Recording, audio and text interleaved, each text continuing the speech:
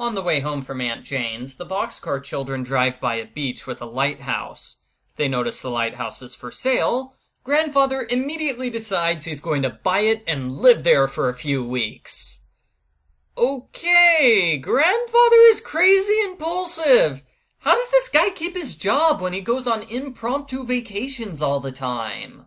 Argo Font Book Review, Argo Font Book Review. The mystery starts at midnight, when Watch the dog starts barking. Why is Watch so upset? What's going on? We don't find out because nobody bothers to go outside and check. The next day, we meet Angry Man, who almost bumps into Jessie. What a villainous fiend! We also meet his son, Angry Boy. They're both angry because the son wants to go to college, but the dad won't let him. It's not that he can't afford it, it's just Dad thinks college is kind of pointless, so he doesn't want his son to go. That's all. That's why they had a huge family feud. Imagine how that fight went. For the last time, no. No son of mine is going to college. But why not, Dad? I don't know. I don't like college, I guess. You're the worst dad ever.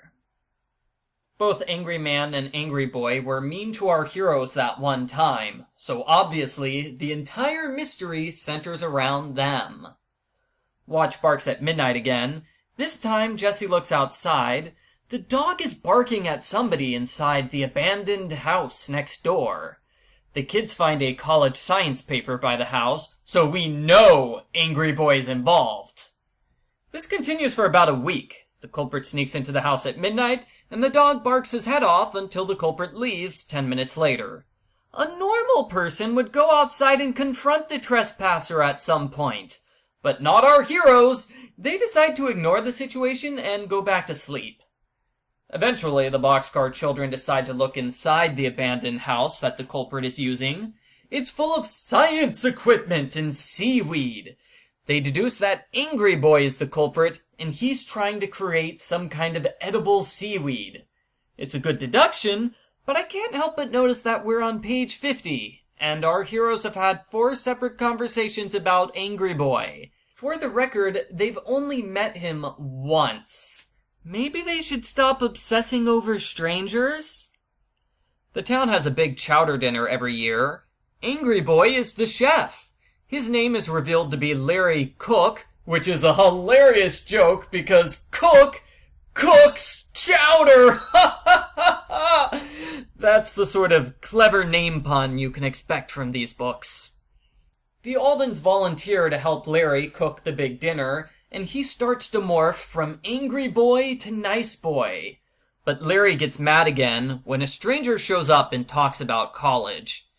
This conversation is kind of weird. It's more or less, "Hey, this is great food you've cooked. Do you go to college? Because college and cooking are totally the exact same thing."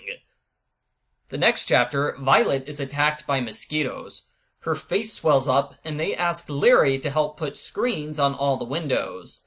The hard work and grandfather's delicious food complete Larry's transformation from culprit to friend. The book wraps up with a horrible storm. Larry's boat gets stuck in the ocean, and he's going to die unless he gets help. Henry gets the Coast Guard, while the others locate Larry's boat with the lighthouse. Angry Dad is so happy that Larry's still alive, he agrees to let his son go to college. The same college as Henry, of course, where random college-loving stranger is creating edible seaweed, just like Larry. So Larry becomes the teacher assistant, and they live happily ever after. The end. Post-book follow-up. Wow, that was a very convenient happy ending, wasn't it? The thing I liked most about this book is the fact that the Boxcar Children are in the lighthouse in the very first chapter. The last 2 books took over 50 pages before reaching the main part of the story. In contrast, this book gets us to the mystery as quickly as possible. That was nice! Not so nice is the fact that a third of the book is 1-chapter detours that don't affect the story. It's just random detours. Like, we have a chapter where they make chairs out of rocks. A chapter where they hunt for seashells, another chapter where they hunt for seashells, cooking, of course, they love cooking, and a shopping chapter or two. Half the time, I didn't like these detours, and I wanted the characters to get back to the mystery. There is a plot twist towards the end where Larry's mother reveals that she is the reason Watch barked every night. He barked because she was bringing Larry some dinner. That's a neat fake-out, but I have to ask, why does Mom think midnight is a good time to bring her son dinner? Because it's not. And besides, your son is in a lab filled with food. I'm sure he's not going hungry. Another weird moment at the end is when a doctor points out that edible seaweed already exists. People have been eating it for hundreds of years, so in one sentence, the book undercuts the premise of creating edible seaweed. I think it would have been better to leave that part out. Overall, I didn't much like this book. There were too many unrelated diversions. As other critics have pointed out, the characters are more one-dimensional than usual here, and there are some weird points to the mystery, like Mom delivering food at midnight and Dad hating college for no reason whatsoever. I give Boxcar Children number 8, The Lighthouse Mystery, a 4 out of 10.